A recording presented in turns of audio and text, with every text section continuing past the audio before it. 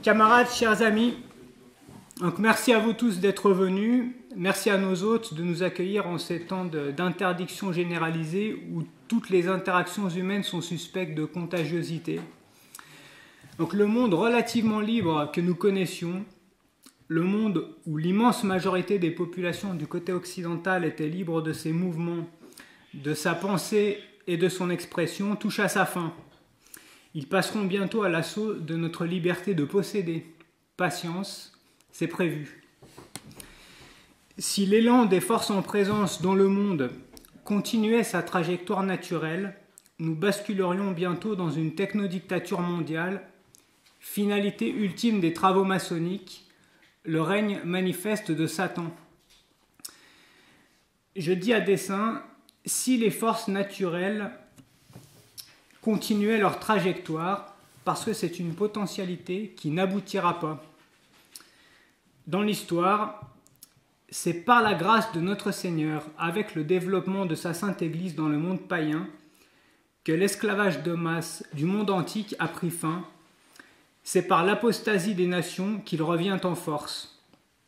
Nous subissons un châtiment. C'est encore avec les secours divins que ce projet échouera. C'est écrit. Ne nous alarmons pas des analogies frappantes entre les projets actuels et la marque de la bête des Saintes Écritures. Il faut au contraire se réjouir de voir se dérouler sous nos yeux, comme prévu, la guerre eschatologique où le Christ sera victorieux. Nous entrons dans un temps de tribulation et si nous en connaissons la fin, il nous appartient de tenir bon et de s'offrir à la providence dans l'élaboration de ses plans. Alors que faire? Attendre passivement? Certes non. Je n'ose croire que vous seriez ici si telle était votre position. Aussi, nous devons prendre part au combat. Considérant que l'énorme majorité des gens n'ont en vue que leur vie biologique et matérielle pour fin ultime, nous comprenons comment la menace d'un virus mortel peut être traumatisante. Un grand nombre étant encore hypnotisés, nous admettrons qu'ils ne puissent pas lutter pour le moment. Quelques rares forces politiques réagissent, et certains se dressent vigoureusement contre tout ce qu'ils nous imposent, mais avec la sauvegarde des valeurs républicaines en toile de fond. Or, c'est justement à l'aboutissement du projet de République universelle auquel nous assistons. La République a produit une instruction de qualité pour les enfants, tant que subsistait un risque de les voir s'élever entre les mains de l'Église. Elle a depuis intégralement abandonné cette exigence dès qu'elle eut la main mise sur la majorité des enfants. La liberté subit le même sort.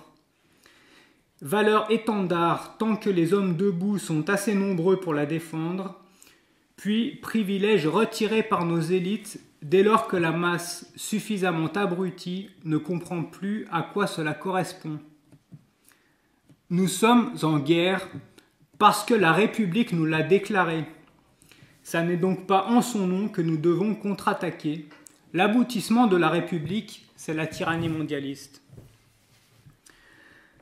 Parce que nous ne sommes pas médusés par ces mesures imposées, parce que nous connaissons leur antique projet depuis bien avant cette mascarade virale, parce que nous sommes immunisés contre leurs méthodes hypnotiques de conditionnement des masses et surtout parce que nous avons les bons principes, les principes parfaitement opposés à ces suppôts de Mammon, nous sommes peut-être une des seules organisations capables d'être le grain de sable qui enraye les rouages de cette machination infernale.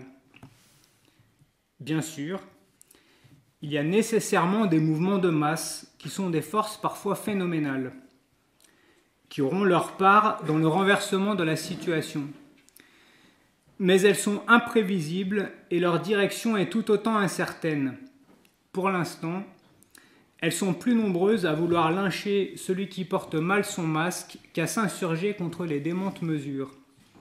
Suffirait-il qu'une minorité déterminée, inaccessible au découragement, leur donne un cap pour tout changer? Si d'autres organisations se lèvent contre la situation actuelle, sans parler de celles qui le font sur la base de faux principes, elles restent souvent bloquées sur leurs fondamentaux, et si leur critique de notre régime est souvent pertinente, elle sert surtout à être mise en opposition avec un rêve d'une France révolue, qui n'est au final qu'une construction intellectuelle, mais j'y reviendrai.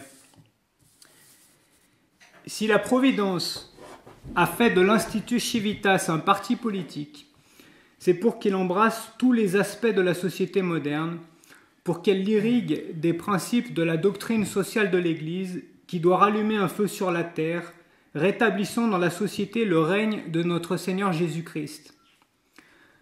Dans une société où règne le Christ roi, tout est organisé pour que l'homme de bonne volonté se sauve.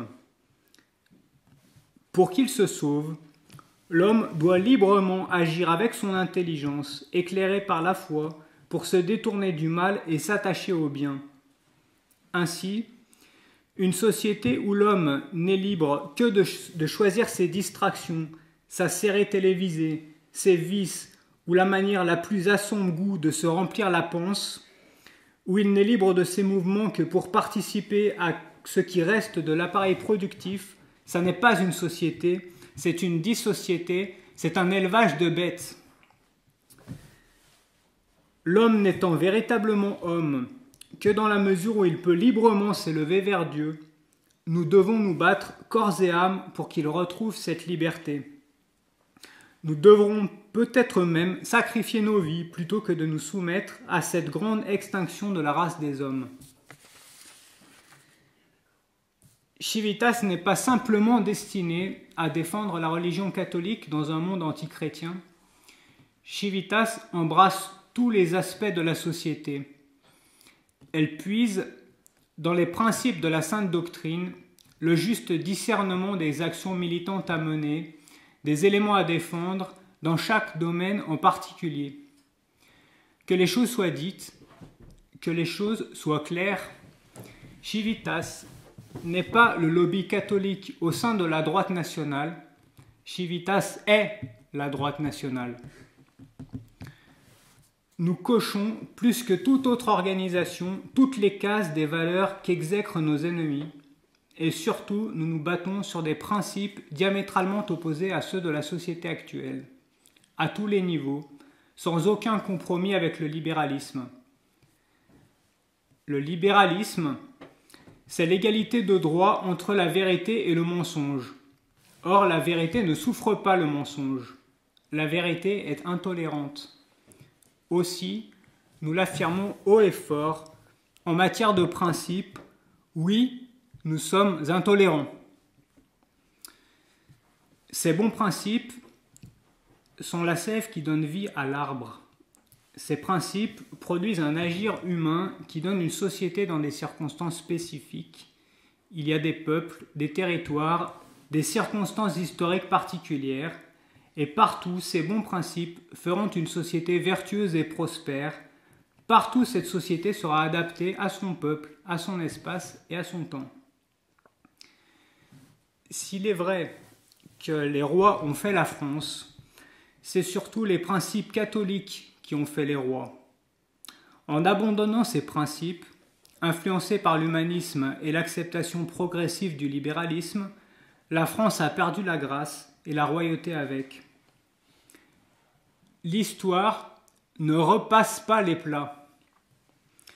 J'ai le droit d'être nostalgique d'une époque révolue, surtout si elle fut glorieuse et très chrétienne. Mais si je considère, parce que c'était mieux avant, qu'avant nous avions des rois, par conséquent il nous faut un roi, je suis un constructiviste qui s'ignore et je cours après un fantôme. Néanmoins, agir aujourd'hui et maintenant selon les principes de la Sainte Doctrine permettra d'établir la cité catholique dans les meilleures conditions de gouvernement. Et cette cité catholique devra très probablement être dirigée par un monarque, tant la vertu est peu répandue dans la masse. Suivant cela la doctrine de saint Thomas, il est possible que nous établissions le gouvernement d'un seul. Mais si tel est le cas, Nous suivrons alors le bon sens et la recherche du bien commun. Nous ne nous perdons pas dans la poursuite d'un spectre du passé.